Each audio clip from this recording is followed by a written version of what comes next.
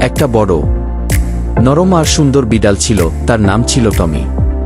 এই টমি বিড়ালটার ছিল একটা বিশাল মুরগির খামার। প্রতিদিন সে খুব যত্ন করে তার মুরগিদের দেখাশোনা করত।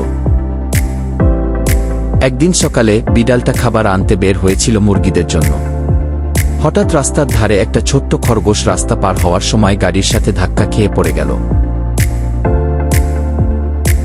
তাড়াতাড়ি খরগোশটাকে কোলে তুলে ডাক্তারের কাছে নিয়ে গেল।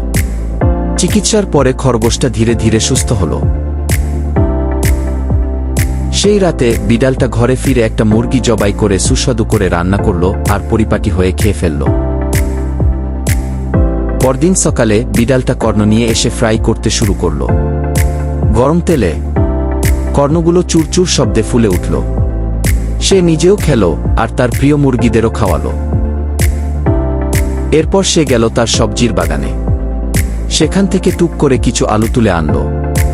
এবার সে ভাবল, আহা, আলু আর মুরগি দিয়ে যদি একটা গরম গরম স্যুপ বানানো যায়। সে তাই করল। একটা মজাদার আলু মুরগির স্যুপ বানিয়ে তৃপ্তির সাথে খেতে শুরু করল।